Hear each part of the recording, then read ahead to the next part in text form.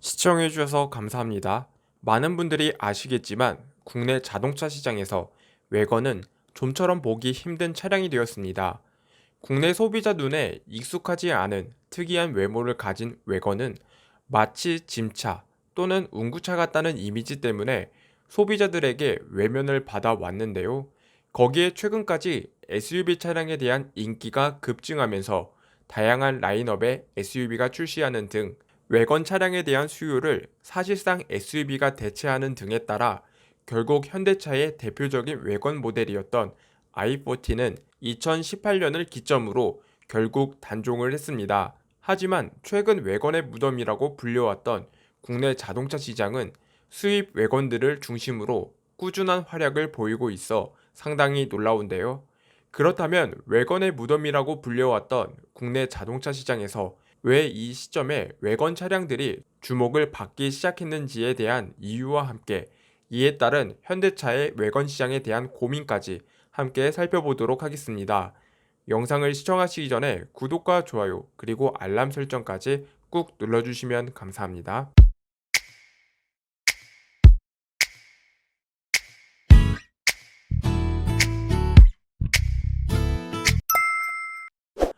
일단 우리가 잘 모르는 외건은 기존 세단 차량의 C필러 뒤 트렁크 쪽 지붕 높이를 키워 적재 공간을 늘린 차종입니다. 외건의 장점은 차고가 낮은 만큼 승차감이 좋아 장거리 주행에도 피로감이 덜함과 동시에 SUV와 비교할 수 있을 정도로 많은 짐을 실을 수 있는 장점을 가졌습니다. 반대로 단점을 찾아본다면 C필러 뒤 트렁크 쪽 지붕 높이를 키워 적재 공간을 늘린 만큼 세단에 비해서는 승차감이 떨어진다는 단점을 가지고 있는데요.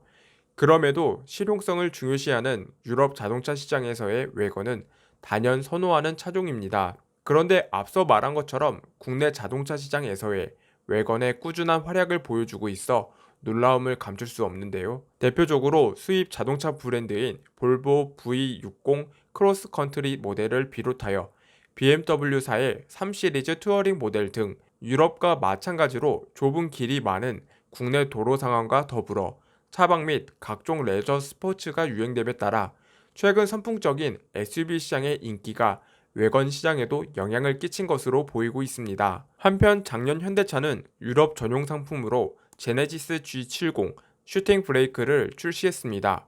국내에서 생산되어 수출하고 있는 G70 슈팅 브레이크는 유럽 시장뿐만 아니라 국내 및 북미 시장에서 디자인에 대한 큰 호응을 받았습니다. 하지만 작년 말 유럽 시장에 출시한 G70 슈팅 브레이크는 약 550대의 판매를 기록했으며 올해 1월의 경우 반도체 수급 문제가 심각했음에도 약 70대가량을 수출했습니다. 그럼에도 수요 및 공급이 적어 신차 개발 및 생산에 필요한 비용 회수에 대한 어려움이 제기됨에 따라 이를 해결하기 위해 국내뿐만 아니라 북미 시장 등 판매 시장을 다각화해 비용 회수율을 높이는 등 개선책이 필요해 보인다는 목소리가 커져가고 있습니다.